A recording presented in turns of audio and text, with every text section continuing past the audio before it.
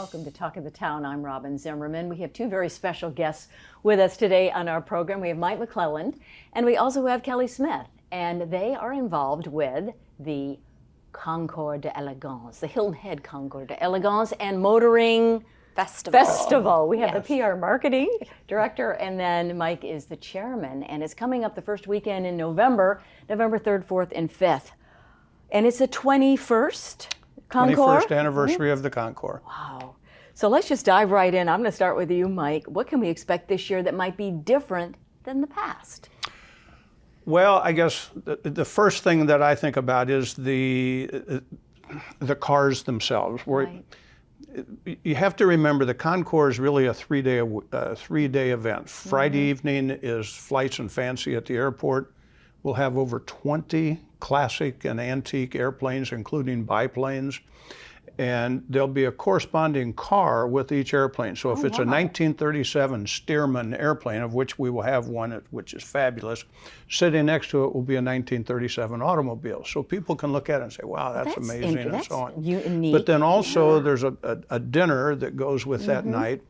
And in my opinion, Flights and Fancy is the epitome event of the entire year, and particularly for local people to network. And to have a good time, meet people, build connections, all of that type of thing. Saturday is what's called the Club Showcase. Club Car Showcase. I always have trouble with that. Club Car Showcase. And what we do is we invite car clubs to come. So you have the Ferrari Car Club, you have Corvette Car Club, you have Mercedes. We have one I always like. BMW? We have BMW, but the one I love is the Orphans Car Club. Tell me about And the Orphans Car Club is made up of automobiles that the companies no longer are around. Ah, interesting. So you have Packard, Pierce Arrow, Rambler, Studebaker, Plymouth. And so you have all these where, you know, some of these cars haven't been built for 50, 60 years. Wow, interesting. So that's fun on Saturday. But then the main event really is Sunday. We'll have 180 cars. We said we were going to have 150, but you get a guy from Missouri or you get somebody from Texas with an amazing car who wants to show. And the whole idea behind the Concours on Sunday is the cars that are there are only cars that are invited. Yes. And then they have to be approved through the selection committee. Now, every year is a little different, but where I get excited about this year is, for example, for the first time in the history of the automobile, we will have the two first production automobiles ever produced in America. Oh my gosh. An 1894 Duryea and an 1894 Haynes automobile. Now, old car people argue and have for 100 years over which was first. So we decided we're going to get them back, both next to each other. And we're going to say, we've got the oldest one. You guys figure out which one it is. We don't really care. Right. So let me just jump in with Kelly. It's at Port Royal, correct? It is, and that's one thing that people don't realize. We take over the entire driving range, 3 holes of golf, and continue the show throughout their whole property, pretty much towards the front. And it's living history, and it's so much fun. Just even for families, it's a his and hers. Kids can come.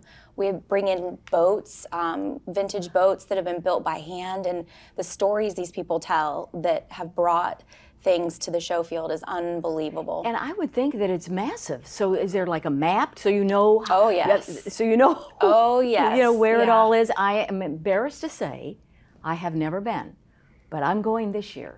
And we will look for you. I have just heard amazing stories. It is a stroll. Is it unique to have this big of a show, if you will, in the country, or does this happen other places? It happens other places, but I think what makes Hilton Head much more unique is the different types of, and the quality of what we have on the show field, because it really is anything with a motor.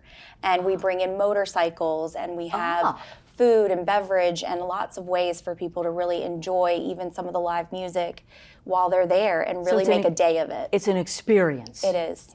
It is. So, Mike, we have about 15 seconds left in our interview. I just want to keep talking with you because it sounds really fantastic.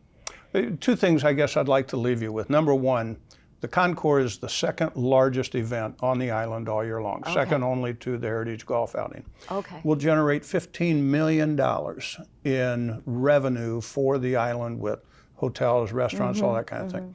The second thing I would like to mention is our goal as a board and as the staff is we want men, women, and children to come. And if they come as a group at the end of the day, we don't want any of them arguing over, oh, I want to leave. We want them all to be there at the end of the day saying, I'm loving every minute of this, whether it's an 8-year-old kid who's learning Fantastic. or a man or a woman who's loving what they're seeing and so on. So Very good. that's it. Very good. All right. And it's November 3rd, 4th, and 5th at the Port Royal Plantation. So if you've never been, go out. If you've been before, get your tickets now. Thanks.